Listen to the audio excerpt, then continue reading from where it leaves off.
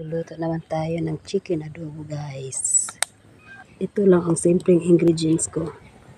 Lagyan ko na ng mantika, guys. Na itong ahos, guys. Saka bombay. Tuya. Tapos ukay. Ang manok.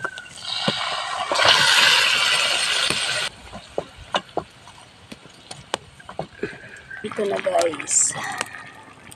Natin ang patis, guys.